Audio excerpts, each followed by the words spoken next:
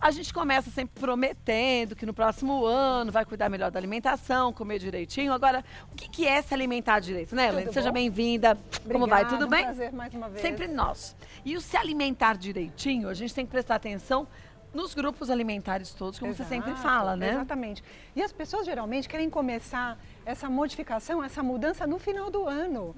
E aí tudo fica mais difícil, né? Verdade. Porque eu acho que a gente tem que começar o ano pensando nessas mudanças que só vão colaborar. E a alimentação, a gente sabe que é super importante para tudo. Agora, cada órgão tem uns alimentos que são mais importantes e primordiais que podem ele, ajudar. né? E aí a gente vai lembrar que durante as festas de Natal, Réveillon, agora em dezembro todo mundo tem muito evento, né? Muito happy hour.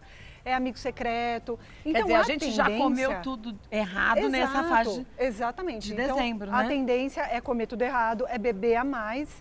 E aí você vai sobrecarregando alguns órgãos. Então, hoje, dia 1º de janeiro, é dia da gente olhar para essa mesa com outros olhos e esquecer o que a gente já fez, porque aquilo já foi mesmo, com certeza. Mas começar a pensar em colocar isso aqui no dia a dia da gente e limpar o corpo também isso do exagero, né? Com certeza. Então, assim, minha primeira dica é, vamos começar a comer mais vezes. Então, comer de 3 em 3 horas pode ser muito importante, até para evitar que você tenha uma compulsão na próxima refeição, né? E começar a abrir menos pacotinho. Eu vejo que hoje as pessoas trabalham muito e buscam produtos industrializados por conta da praticidade. Então vamos parar de abrir um pouquinho de pacotinho e vamos começar a descascar mais. Então essa é a minha proposta para 2018. Então começar a trabalhar com alimentos in natura. Quanto mais natural, quanto mais colorido, maior vai ser a quantidade de nutrientes. Porque o industrializado ele tem conservantes, aditivos químicos, quer dizer, corantes, aromatizantes. Tudo que facilita demais a vida da gente prejudica em algum lado, Exatamente. Né? Quer dizer, você vai pagar um preço alto, em algum momento da vida e muito alto, porque aí muitas vezes não tem mais solução naquele momento, porque quando você vem a desenvolver aquela patologia, aquela doença, você só vai ter que tratar aquilo. Então, se a gente puder prevenir, né? Como falava Hipócrates, faça do seu alimento o seu medicamento. Remédio, é verdade. Então é isso aqui, olha que mesa linda, colorida, com tudo que a gente precisa. Agora, ali a gente tem alguns alimentos. Então tem ovo, tem manga, tem couve-flor, repolho, pimentão. Esse grupo, que função ele tem no corpo da gente? Então, por exemplo, vai ser alimentos que vão ser riquíssimos em antioxidantes, principalmente, e potássio. Muitas vezes, quando a gente tem um desequilíbrio na bomba de sódio e potássio, então, por exemplo, quando você começa a perceber que você está tendo muita retenção de líquido e pós-festas a gente fica retendo muito líquido, até por conta da bebida alcoólica também, né, que causa essa retenção, você acaba precisando consumir alimentos mais ricos em potássio também. Então, esse grupo aqui vai ser muito rico em potássio. Então, o que eu preciso nessa situação? Diminuir sódio e aumentar o consumo de potássio, que é muito pobre também na população, esse consumo. Porque as pessoas não comem frutas, verduras e legumes. Não, gente, é a história do pacotinho, então, da latinha, do saquinho, da praticidade, da facilidade. Então, por isso que aqui a gente pode trabalhar bastante com esses alimentos. Os crucíferos também vão ter alto teor de antioxidantes. Aqui, por exemplo, você vai ter o ovo, que é uma fonte interessantíssima de colina, de proteína, de alto valor biológico. Então, também ajuda todo o sistema renal a trabalhar de uma forma mais eficiente. Agora, quando a gente fala em proteína do ovo, às vezes as pessoas falam, e o colesterol? Isso é uma grande dúvida. Na verdade, o ovo não aumenta o colesterol, isso é um mito. No passado, as pessoas acreditavam que o ovo tinha essa função de aumentar o LDL colesterol, mas os estudos mostraram hoje que não, que o ovo ele é uma fonte importantíssima de nutrientes que, na verdade, vão ajudar no controle do colesterol e até muitas vezes beneficiar um HDL, que é o colesterol benéfico. Bom, né? Então, isso que é o ideal, a gente baixar os níveis de LDL e aumentar HDL.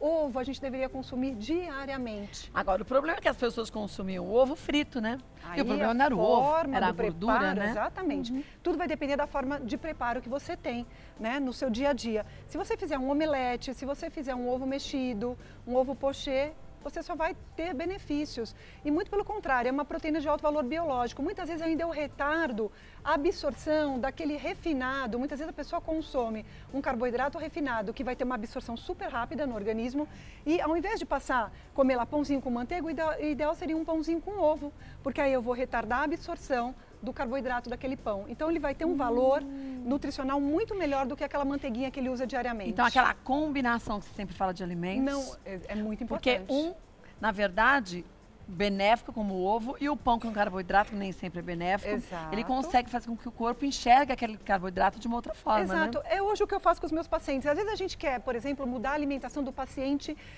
de uma forma geral. E é um erro, porque às vezes a pessoa não vai conseguir manter isso por muito tempo. Então, deixa ele comer o pãozinho francês, que de repente ele gosta. É claro que eu também não sou muito boazinha, vamos tirar o miolo do pão. Mas também a gente acostuma. Claro, mas vamos fazer o quê? Vamos continuar comendo o pão, mas vamos colocar o ovo ao invés da manteiga. E com isso eu vou trazer um valor nutricional para aquele pão e aquilo não vai trazer um malefício tão grande para aquela pessoa que gosta do pãozinho francês e não abre mão. E parece que não, mas a gente diminui quase na metade a quantidade de carboidratos. Exatamente, né? exatamente. Então melhora bastante. E ainda ela incluindo uma proteína de alto valor biológico, essa absorção vai ser muito melhor. Esse grupo alimentar aqui, ó, das folhas escuras, do brócolis. É muito importante. Eu diria que esse grupo ele é importante principalmente pela quantidade de cálcio que ele possui, né? E hoje o consumo de cálcio na população é muito baixo. É baixo na infância, é baixo na adolescência e o pico de massa óssea, né? Toda a formação do osso está acontecendo na adolescência. Eles passam a consumir, por exemplo, menos alimentos lácteos e começam a investir nos alimentos à base de cafeína. Então isso vai diminuir mais ainda a quantidade de cálcio. E na fase adulta e também para idosos, a gente vai ter que complementar o cálcio via alimentação. Então eu diria que vai ser fundamental. E o estômago, muitas vezes as pessoas têm uma dificuldade, por exemplo, na produção de enzimas, pode ter uma hipocloridria ou uma cloridria, que seria o quê? Uma dificuldade na produção de enzimas. E toda vez que você tem dificuldade para produzir enzimas, a sua digestão é mais lenta, Agora, é mais difícil. Dizem que a gente tomar um suco, na verdade, né? De couve. Pega a couve, bate no liquidificador, mistura um pouquinho de água e tomar faz muito bem para a saúde, Excelente, né? porque ela tem uma ação alcalina e ela vai vai suprir a necessidade principalmente de alguns nutrientes como o cálcio, o magnésio, o ácido fólico. Posso fazer um suco de manhã, a acalmar né? o estômago. Então, para quem tenha problemas estomacais e até gastrite, a gente trabalha muito com alimentos alcalinos para estabilizar esse pH estomacal. Quando a gente faz um suco, por exemplo, de couve, coloca numa forminha de gelo e congela, você perde os nutrientes? Muito pouco. Na verdade, as perdas com congelamento são muito pequenas e isso geralmente é uma das estratégias que eu utilizo para quem não tem tempo para fazer suco no dia a dia. Então, eu acho muito bacana. Você pode fazer o seu suco, aí você pode misturar vários ingredientes, coloca nessas forminhas e aí no dia seguinte você vai descongelando 3 quadradinhos, por exemplo, no seu squeeze e pode tomar em qualquer momento da manhã. Fica então prático, é muito mais né? prático, com certeza. Beterraba é vilã? Não, depende da quantidade. Eu diria, uma coisa que a gente tem trabalhado muito na nutrição hoje é desmistificar essa questão do terrorismo nutricional. Não existe alimento bonzinho e não existe vilão, né? O que existe é uma combinação equilibrada. Eu acho que a gente pode comer um pouquinho de tudo, como eu sempre falo aqui. É verdade. Mas desde que a gente faça combinações equilibradas e que você não ultrapasse esses limites o tempo todo, né? Então, de vez em quando comer alguma coisa que não pode é muito saudável e faz parte do dia a dia da vida, mas a gente tem que tomar cuidado. Então, beterraba é muito bem-vinda, desde que você combine ela direitinho. Essa combinação cenoura, beterraba, folhas verdes escuras, quanto mais colorido for o seu prato de vegetais, mais saudável. Melhor, né? Agora, você não pode exagerar na quantidade, porque ela vai ter um teor de carboidrato que a gente tem que levar em consideração também. Se você consumir em excesso, pode alterar os seus níveis glicêmicos. Que ervas que a gente tem ali? Então, aqui são várias. Eu gosto muito de utilizar hortelã, né? Então, a hortelã, principalmente para ajudar no processo digestivo, ela é muito interessante. Por isso que se toma o chá de hortelã depois do almoço, do jantar, Exatamente, né? porque ela vai favorecer todo o processo digestivo. Então, ao invés de usar o cafezinho, e o brasileiro tem muito hábito de tomar o café pós-refeição. É verdade. O que acontece? Se eu tomo um cafezinho, eu posso estar atrapalhando a absorção de ferro daquela refeição. E geralmente a nossa melhor refeição rica em ferro vai ser no almoço e no jantar. Então, se eu tomo café na sequência, eu vou atrapalhar a absorção de ferro da refeição. Se eu tomar um chá de hortelã, não. Além disso, eu vou favorecer o funcionamento do estômago nessa situação. Às vezes a pessoa se alimenta direitinho, mas no que toma, escolhe os alimentos certos. No finalzinho, vai tomar um café. E aí, muitas vezes, ela vai toma um café grande, toma durante a tarde toda. Quer dizer, você não tem absorção direitinho. Exatamente, porque a cafeína vai interferir diretamente na absorção do ferro. Então, para quem tem anemia, para quem já tem níveis de hemoglobina mais baixinhos, cuidado com esse cafezinho pós-almoço. Deixa para tomar depois de 1 hora. E aí, tenta incluir os chás que acabam sendo bem interessantes. Agora, cuidado com o chá verde também, porque ele é muito parecido com o café também, por ter uma quantidade maior de cafeína. Então, tem que dosar bem. Exato. Aqui, o que a gente tem? Então, as folhas verdes escuras também, escarola, né? E aqui a gente vai ter nutrientes para potencializar a ação do fígado, que eu diria que é um órgão muito importante, porque é ele que vai fazer toda a limpeza do nosso organismo. Quer dizer, tudo é metabolizado no fígado. Tudo que a gente come em excesso, medicamentos, o próprio álcool, ele é metabolizado lá no fígado. Então, se o fígado não estiver saudável, você vai sofrer para eliminar tudo isso. E muitas vezes, o que acontece? As pessoas têm gordura no fígado. Isso é muito comum, inclusive com crianças hoje em dia, né? O que é terrível, né? É, uma infiltração de gordura no fígado. Nossa! Né? Já jovem, precocemente. Então, a gente toma muito cuidado. E por isso que a alimentação vai ser fundamental para ativar todas essas enzimas do fígado que ajudam a eliminar as toxinas, né? Então, agora, dá para reverter essa situação de esteatose só com a alimentação? Com a alimentação dá. Dá? Leva um pouquinho de tempo, em torno de 30, 60 dias, 90, para você fazer essa limpeza. Até que é pouco para mudar uma situação como essa, né? Exatamente, né? E também, Kátia, vai depender muito do grau dessa esteatose hepática que a pessoa tem. Mas quando você exagera muito no uso de medicamentos e bebidas, realmente seu fígado fica bem comprometido. E você tem que fazer exames para verificar se isso não tem acontecido, né? Porque às vezes as pessoas passam anos sem saber disso. Porque acham que tem sintomas e nem sempre a gente tem sintomas das doenças que a gente está tendo, né? Exatamente. Na verdade, esteatose hepática, as pessoas não têm sintomas. Elas só vão descobrir quando fizerem os exames de enzimas hepáticas.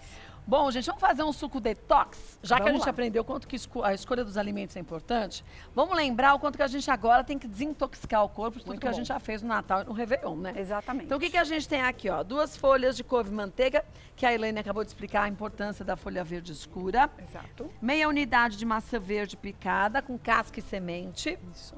Raspas de gengibre e meia xícara de chá de água de coco. Só Perfeito, isso. só isso, muito simples. Quer dizer, a couve, então, tem essa ação alcalina e é fonte de cálcio, magnésio e ácido fólico. Tá. Então, eu coloco tudo, inclusive o talo, para a gente utilizar tudo, tá bom?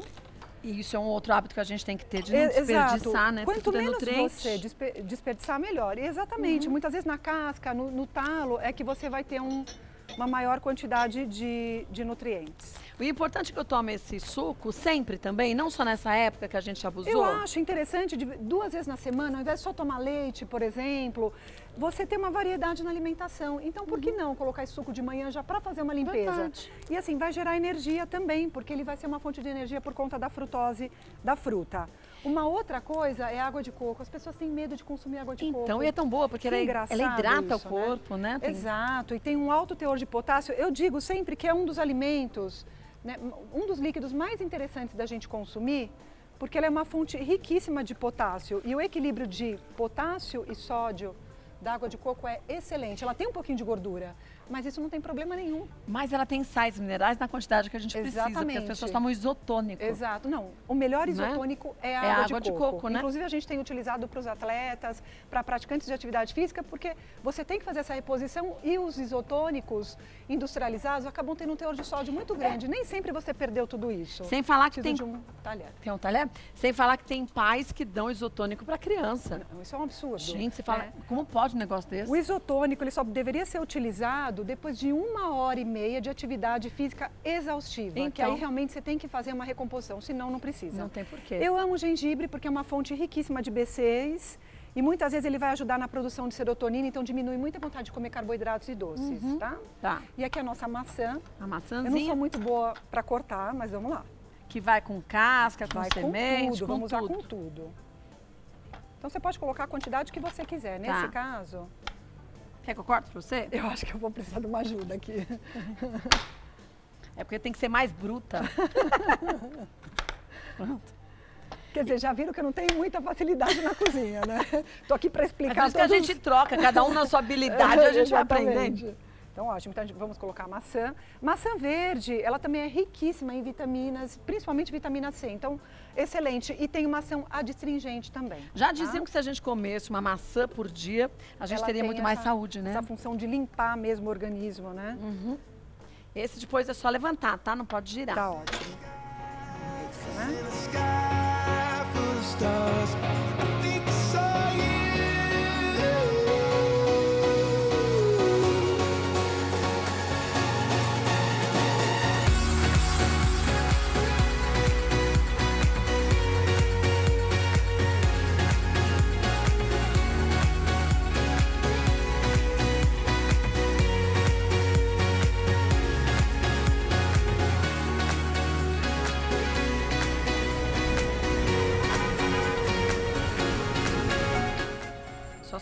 Isso. Vamos coar? Vamos. Se quiser, não precisa coar? Ah, então depende, tá? Se a pessoa quiser, coa. Se não quer gostar, coado? de repente... Mas eu geralmente deixo sem coar mesmo. Coar. Esse aqui é duro, né? Pronto. Perfeito. Eu prefiro sem coar, então vamos pegar sem coar pra gente. Eu prefiro sem coar. Porque aí você já aproveita a fibra, Exatamente. Porque a gente tem que lembrar que suco não tem fibra, né? Então ele perde realmente a quantidade de fibra, por isso que a fruta in natura muitas vezes acaba sendo interessante também. E aí esse suco preservou a fibra. Olha que lindo, gente. Bonita a cor, né? Pode tomar todos os dias, se diariamente, se quiser. Eu adoro mastigar esses pedacinhos. Sente os pedacinhos, exatamente. Quer De dizer, casca de maçã. E vai dar saciedade.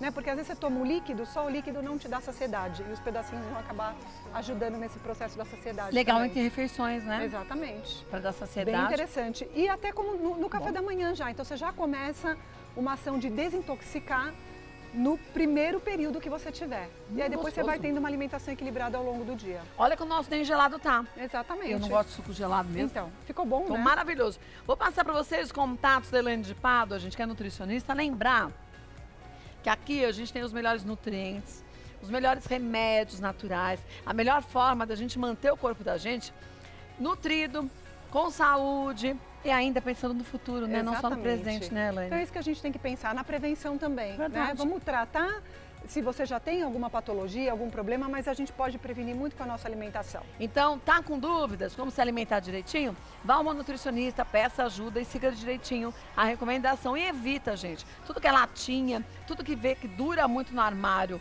ou na geladeira ou na prateleira, é pra gente desconfiar, né? Exatamente. O tempo de prateleira do alimento diz muito se aquele alimento é saudável ou não. Dura um ano. Desconfie. Um morango dura quanto?